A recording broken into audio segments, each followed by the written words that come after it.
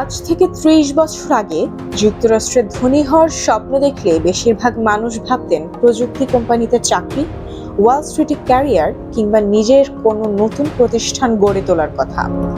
কিন্তু এখন আমেরিকার অনেক মানুষের গল্প ভিন্ন।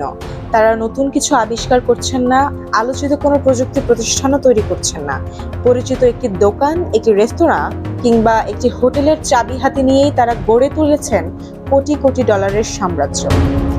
ভাবুন, এক ব্যক্তি একটি জনপ্রিয় রেস্তোরাঁর কয়েকটি শাখা কিনলেন, তারপর ধীরে ধীরে বাড়ালেন ব্যবসা। এক সময় সে কয়েকটি শাখা রূপ নিল হাজার হাজার আউটলেটের নেটওয়ার্কে।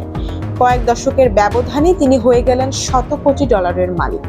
গল্পটি কোনো সিনেমার কাহিনী নয়, এটি যুক্তরাষ্ট্রের ব্যবসায়ী গ্রেগ ফ্লিনের বাস্তব জীবন। ফ্লিনের এই সাফল্য এখন আমেরিকায় ধনী হওয়ার নতুন এক প্রবণতার প্রতীক, আর সেই পথের নাম ফ্র্যাঞ্চাইজি ব্যবসা। ১৯৯৪ সালে স্ট্যানফোর্ড বিজনেস স্কুল থেকে পড়াশোনা শেষ করে যখন প্রযুক্তি খাতের উত্থানে অনেকেই কর্পোরেট চাকরিতে যোগ দিচ্ছিলেন, তখন গ্রেগ ফ্লিন বেছে নেন ভিন্ন পথ। তিনি প্রথমে ৮টি অ্যাপলবিস রেস্তোরাঁ কিনে ব্যবসা শুরু করেন।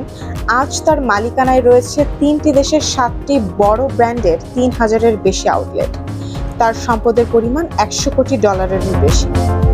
বর্তমানে যুক্তরাষ্ট্রে প্রায় ৮.৫ লাখ ফ্র্যাঞ্চাইজি প্রতিষ্ঠান রয়েছে।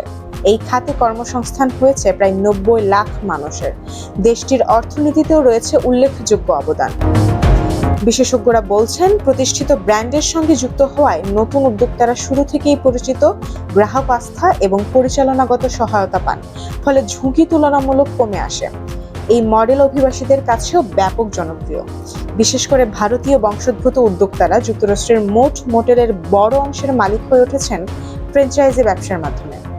তবে এই সাফল্যের পেছনে রয়েছে বড় বিনিয়োগ, কঠোর পরিশ্রম এবং সঠিক ব্যবসায়িক সিদ্ধান্ত।